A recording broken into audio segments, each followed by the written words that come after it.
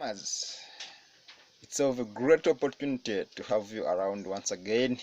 Welcome back to Organic Trust Farms. My name is Gadi Nyonzima, your #1 professional farmer in the area.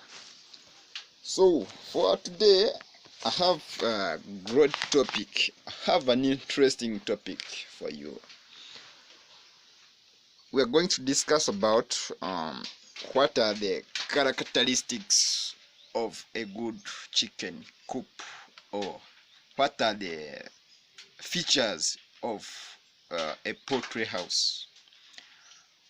Most of you have made lots of mistakes while setting up a farm, and it's always said a good beginning makes a good ending.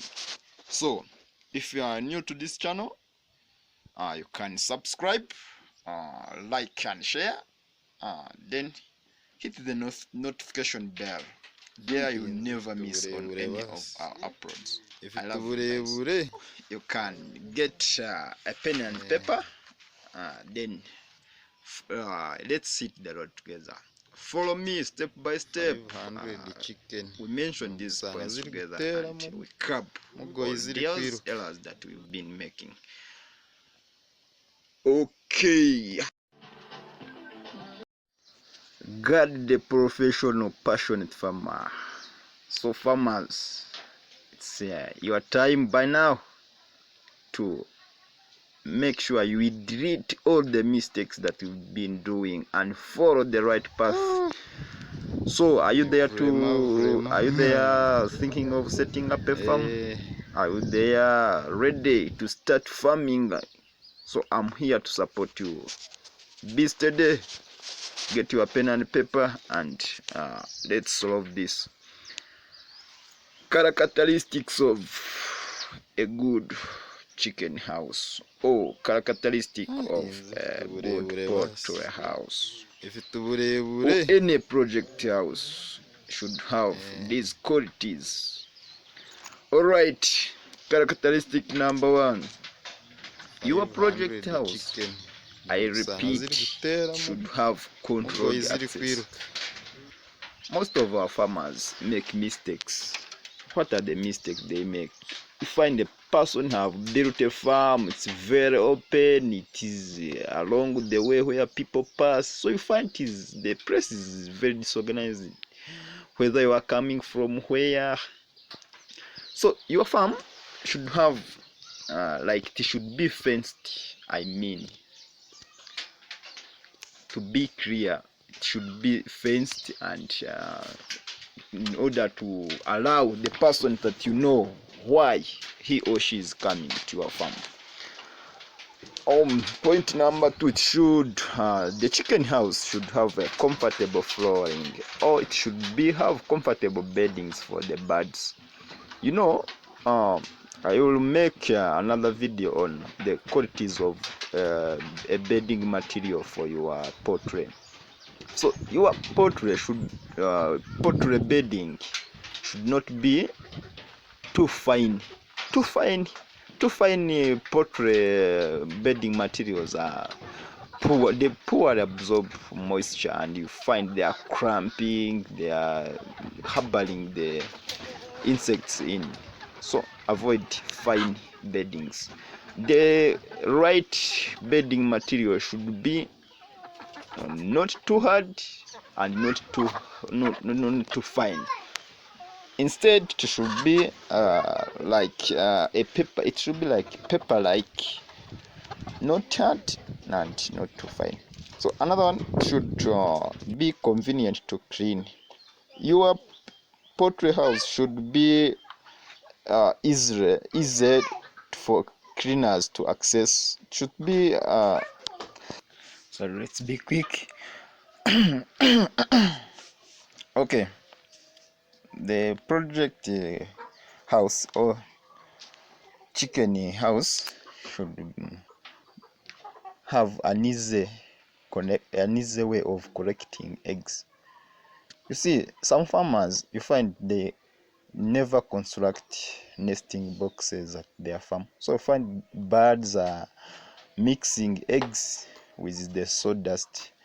or with the beddings. So make sure you put nesting boxes once you have laying birds for easy collection of eggs.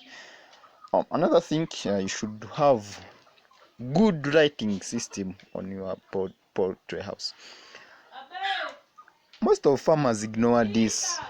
A good or a proper chicken house should or must have lighting system. Why? You know, for as the birds grow, they require different characteristics, different conditions. So don't think that when you have brought a bird from, you raise the bird from a chick from day one up to laying stage, that it will be the same conditions or the same lighting condition that we require. You see, for us, the best farmers, we normally put lighting program for our chicken. So when you don't have a lighting system, where will you get the lighting program from? How will you start the lighting program? So we rest that at that. Another thing, it should be having a good heating system. This is directed to the people who do brooding of chicks. Automatic A-type layer raising heatment. The brooding chicks, or the chicks you are brooding, must have a good layer heating cage system. 20 years service life. This system should simple A-type design. The best nature ventilation. In a way that it is automatic able system. To supply free matching automatic supporting system to the chicken house. You see, some people use expert team. 3D customized project design. There is heat here. There is a lot of heat. There is no heat completely, and we find birds are congesting in one area, and they end up suffocating and dying. That's a loss. So another point, should be properly ventilated. I must repeat, it should be properly ventilated, guys. Ventilation, birds, they require much oxygen compared to the way human beings. So don't make a mistake and you think the way you build your residential house is the way you build the chicken house. A chicken house should have 1 meter. You should have 1 meter closed and the rest of the part should be open. The reason why we put a measurement of 1 meter is that the heaviness of the wind it moves at 1 meter. Once the wind gets above 1 meter, it's very cool and dry. So that's the wind that favors our birds. Another thing should be have an effective waste disposal unit. You should have if you have